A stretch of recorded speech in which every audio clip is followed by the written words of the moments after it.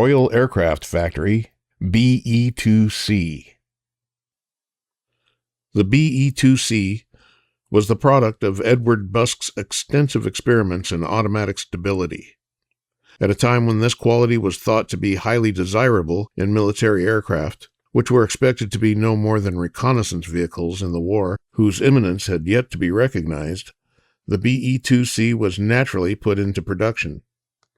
It is curious that the B.E.2C, which proved so inadequate in aerial combat, could yet find employment in fighter roles. It was surprisingly successful as a home defense fighter, was one of the earliest armored aircraft of the war, and was used to test unusual weapons. Some of its fighter applications were homemade, evolved in enthusiasm, desperation, or defiance. One of the earliest attempts to cast the B.E.2C in the fighter role began in the summer of 1915. Commander N.F. Usborne and Lieutenant Commander de Courcy W.P. Ireland designed a means of attaching a B.E.2C to an SS-type airship envelope. The object was to remain aloft until a zeppelin was sighted. Casting off the envelope by means of quick-release devices, the B.E.2C would start its engine and attack. After preliminary trials at Kingsnorth in August 1915, flown by Flight Commander W.C. Hicks, had revealed control weaknesses, modifications were made. The next launching trial, with Usborne and Ireland aboard, was made on the 21st February 1915. The airship plane, as the combination was called, exceeded its equilibrium height. This caused a loss of gas pressure, which in turn brought about a premature release of the forward suspension of the B.E.2C. The B.E.'s nose dropped sharply, and the remaining suspension wires sheared. Probably the airplane's flying controls were damaged at the same time. Ireland was thrown out, and the B.E. crashed, killing Usborne. It was as a ground-based anti-zeppelin aircraft that the B.E.2C, with all its limitations, scored its successes as a fighter aircraft. The type accounted for 5 enemy airships. The Admiralty sent a handful of B.E.2Cs to Royal Naval Air Service aerodromes for home defense purposes in July 1915, and in October 1915, the sketchy aerial defenses of London were reinforced by 6 B.E.2Cs, 2 at Northolt, 2 at Hainault, and 2 at Sutton's Farm. At the end of December, it was laid down that 7 more aerodromes around London were to have 2 B.E.2Cs manned by pilots trained in night flying. There was something to be said for this employment of the B.E.2C. Home defense at that time meant night flying, then an extremely hazardous activity. The B.E.'s great stability reduced some of the risk and provided a steady gun platform if the target could be approached.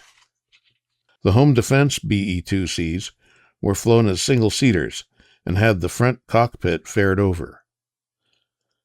The British and Colonial Airplane Company built 10 single-seat B.E.2Cs, numbered 4700 to 4709, but when completed, they were held at Bristol Works until RFC operational requirements were determined. These B.E.2Cs were converted to 2-seaters at the cost of £50 each, and some of them were used by training units. Paradoxically, all the known home defense single-seaters were modifications of aircraft originally built as 2-seaters. The first attack, made by a B.E.2C on a German airship, occurred on the 31st of March 1916, when Second Lieutenant A. de Bath Brandon overtook the crippled Zeppelin L-15 near Brentwood. After dropping Rankin darts and an incendiary bomb on his target, Brandon lost sight of it. About an hour later, L-15 broke her back and came down on the sea near Knock Deep. From the spring of 1916, the B.E.2C was used increasingly on home defense duties from Royal Flying Corps and Royal Naval Air Service stations, and made several inconclusive attacks on enemy airships that summer. The first positive success was a spectacular one. Shortly after 2 a.m. on the 3rd of September, 1916, Lieutenant W. Leif Robinson of No. 39 Squadron, flying B.E.2C No. 2092, shot down the Schutzlanz SL-11, inevitably in flames over Cuffley. It was the first enemy airship to fall on British soil. Leif Robinson was awarded a V.C. for his exploit. 3 weeks later, Zeppelin's L-32 and L-33 met the same fate. The L-32 was shot down by 2nd Lieutenant F. Sowery, also of No. 39 Squadron, flying B.E.2C No. 4112. Her sister ship was brought down by anti-aircraft gunfire, her fall being hastened by the repeated attacks of the B.E.2C, flown by 2nd Lieutenant A. de Bath Brandon, who earlier had seen Sowery's victim fall in flames. The home defense BEs were, by this time, armed with a Lewis gun firing upwards behind the trailing edge of the center section. The drums were filled with a mixture of Brock and Pomeroy incendiary ammunition interspersed with tracer. 3 more Zeppelins were shot down by BE-2Cs. L-31 on the 31st of October 1916 by 2nd Lieutenant W.J. Tempest, No. 39 Squadron, RFC. L-34 shortly after 11:30 p.m.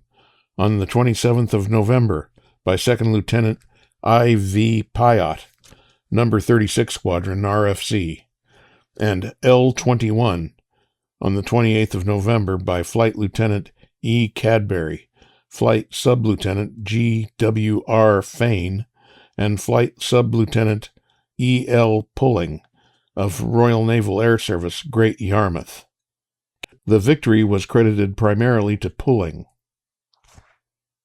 Several BE-2Cs and BE-2Es of Royal Flying Corps home defense units were fitted with Le Prieur rocket mountings, and the Royal Naval Air Service experimented with Le Prieur rockets on the BE-2C, No.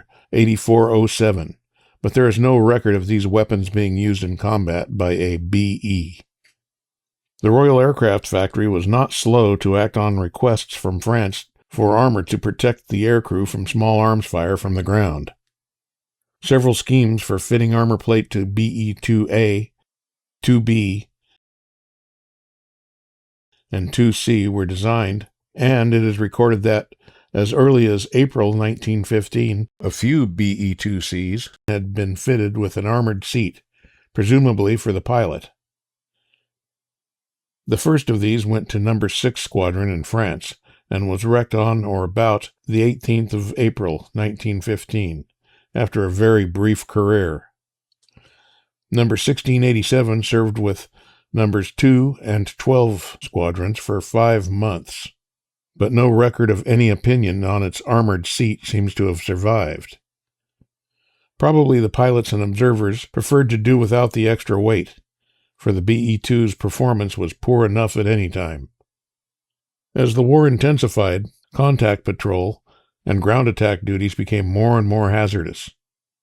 Farnborough therefore produced a version of the BE-2C with its engine and cockpits protected by armor plate. Crudely applied and weighing 445 pounds, it reduced the BE's performance, but proved effective in service. The armored BE-2Cs of No. 15 Squadron included trench strafing among their activities.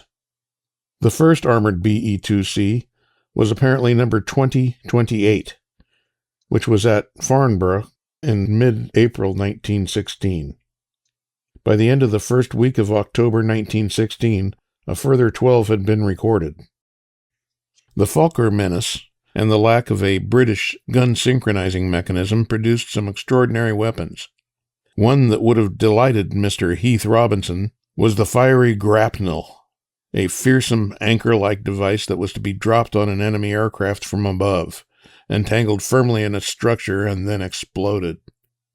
It was tested on a BE-2A and on the BE-2C No. 1688 in January and April of 1916. Much more practical was the homemade installation of 5 Lewis guns under the fuselage of one of No. 30 Squadron's B.E.2Cs. This was made by Lieutenant C.J. Cabot, using steel tubing from a crashed Farman F-27, and was intended for ground attack work against Turkish aerodromes. When tested, the gun battery worked well, but the test firing stampeded horses of the British cavalry, which were being watered near the spot chosen by Cabot for the test. On landing, he was ordered by his irate CO to dismantle the device and return the guns to the armory. Consequently, they were never fired in combat.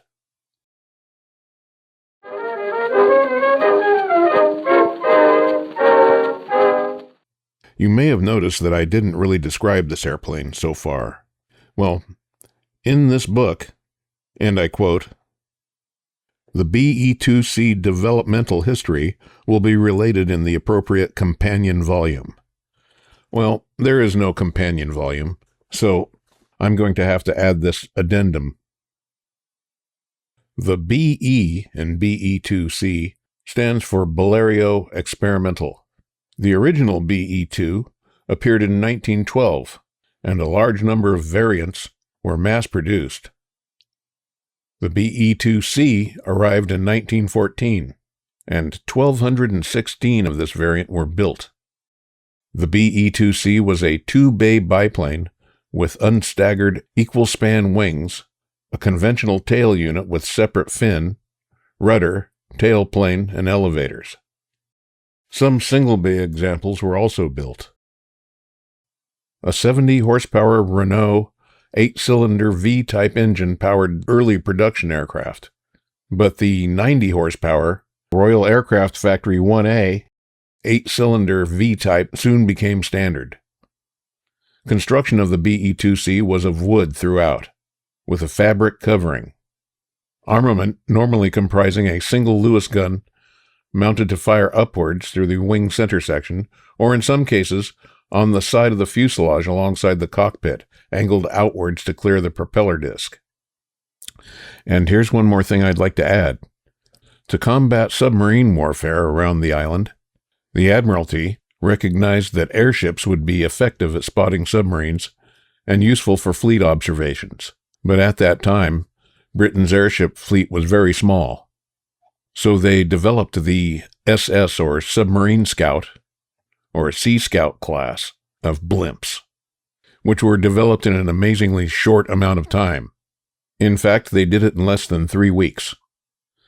And one of the things that I thought was very clever was they took a B.E.2C fuselage and used it for a gondola under the gas-filled envelope. And the reason I think it's so clever is because it's built to be as light as possible, has an engine, a couple of seats, and all they had to do was leave off the wings, or used any version that had damaged wings, and Bob's your uncle, it's ready to go. There is a really great YouTube video on this thing, and I will post it in the description and the end screen at the end of this video. So there you have it. Over and out.